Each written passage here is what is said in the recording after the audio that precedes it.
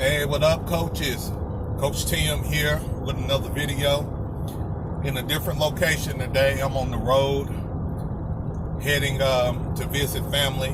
Thought I'd make a quick video for you guys. While I was driving, I was thinking about some of the things I would have did differently early on as a football coach that I actually do now, that I believe has contributed to me being a championship coach and having one of the premier teams in Tuscaloosa County.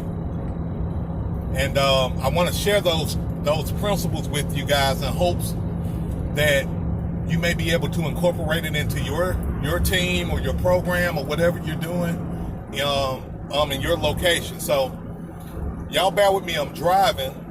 And I had to write these down. I had to pull over on the side of the road and actually write these down so I don't forget. But number one, guys, hands down, before the season starts, go ahead and create a training program for your coaches, okay? For your coaches, your volunteers, and for your team mom, okay? This is something that I started doing 3 years ago, and it has changed the face of my program. I know we focus a lot on the kids and having training programs for the kids, but if you want your organization to function smooth and don't have a lot of bumps in the road, I'm sorry about this shadow, guys. Y'all bear with me. But if you want to avoid a lot of the bumps in the road that you have with your coaches from time to time, or, the biggest thing is, guys, you don't want nobody to be confused on their expectations in your program. So that's why having the program, creating a training program for your coaches is top notch. And I guarantee if you have your training program correct, it'll change the whole phase of your program. All right, so number two,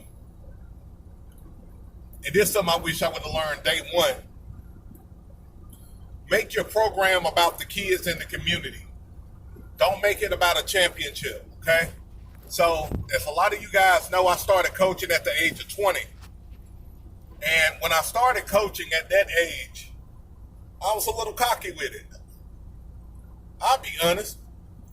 And I don't mind being transparent with you guys about it, because I know some of you guys are cocky right now.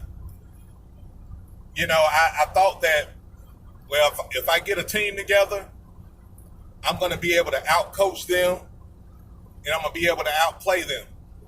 And true enough, year one, we made it to the championship that year. We was 6-2, my first year of ever coaching, and yeah, we thought we was the stuff. We was it was actually tied for number one in our league all the way up into the championship, and we lost that championship game 13-6, and it was heartbreaking, but it was a wake-up call for me. When you start your team, the more relationships you build in the community with the local schools in the area, not just one, but multiple schools in the area, let the principals know who you are. Let different nonprofit organizations know who you are.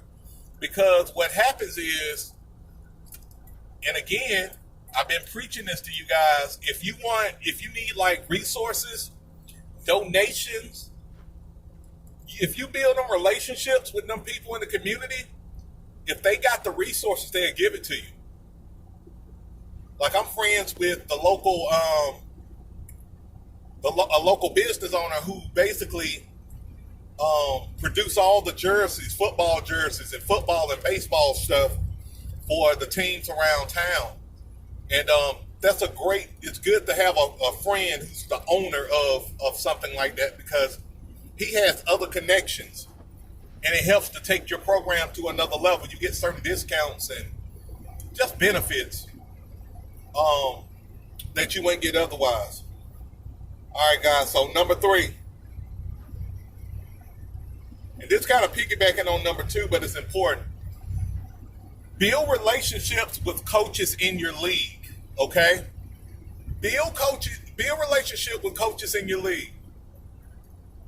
Like for me, I'm a coach's coach, right? If a team whoop my ass, you better believe I'm calling them and I'm finding out, like, man, what did you do with that blocking scheme? What did you do? What kind of formation was you running to beat my tail like that? That's what makes you a better coach. Like y'all know I talk a lot about the beast formation. The first time I was introduced to the beast formation was about 3 years ago. We were playing this team called the Cowboys. And they did it a little different. They actually have a kid as a wing on the weak side, and they'll run like a jet sweep. And they'll have two beast backs or tank backs or whatever you want to call them on the play side. And they was whooping our tail with the way they was blocking, the way they was running their wedge. Man, like, I never got my tail whooped in such a graceful way. Like, I was getting my tail whooped, and I'm like, man, like, this is beautiful. What are they doing? Their blocking was robust. They were just doing things the right way. So, and I called him. I called the program director, the lead director, and I got his number. And I called that coach, and I told him, I said, hey, man, what are y'all running? What are y'all doing? And he told me, man, and that was the first time I got introduced to the beast formation. And then, I became a nerd in just learning more about it. And shout out to Coach Parker. Coach Parker, I learned a ton from him in terms of formations and sets.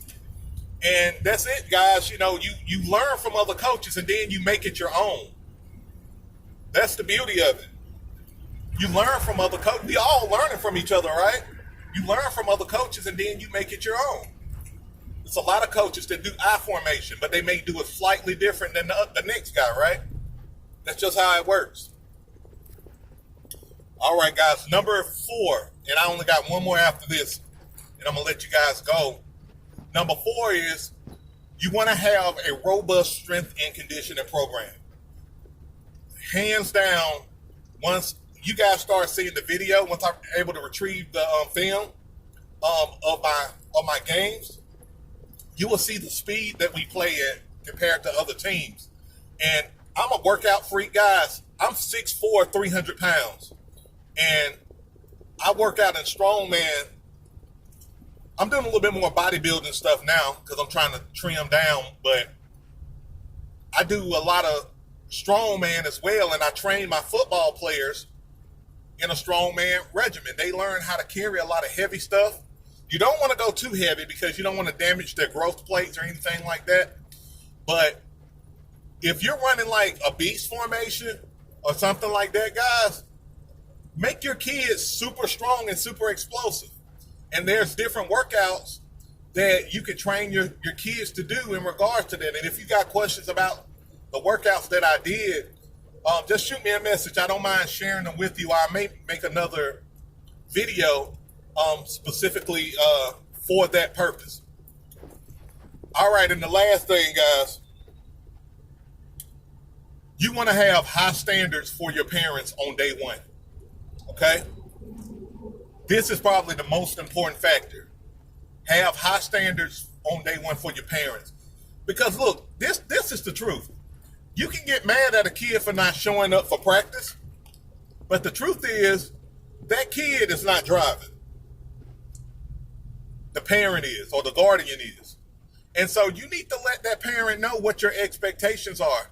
On day one, I have a parent meeting with my parents on day one, so they know all my expectations. I write them down so they can have a copy. Last year, I actually had them sign a waiver or sign a copy of it. So they're not upset and they're not mad when I have to, suspend their kid for a game or for a quarter or something like that for conduct, or for them not bringing, their kid to practice or something like that. And my parents will tell you, I'm as hard on them as I am on the kids. Because at the end of the day, we can't be successful if the kid's not showing up for practice, or the parents bad mouthing you as the coach and the kid is reflecting that on the field. Okay, you can bad mouth me. I can't control that. But if your kid is reflecting that and it's not being respectful to the head coach and the assistant coaches, you better believe his tail is going to be suspended for a quarter until he learn how to. Or I've suspended 2 players last year for 2 games, and the parents understood exactly what was going on. All right. So that's it, coaches. I didn't mean for this video to go this long, but thought I'd give you a little wisdom, a little coaching OG knowledge. And again, guys, if you got value out of this video, please subscribe to this channel. You'll be helping me out big time. Also, if you have any questions, if you're watching this on Facebook, just shoot me a direct message. I'm an open book. Don't mind talking to you. All right, this is Coach Tim. Y'all have a great day. Peace.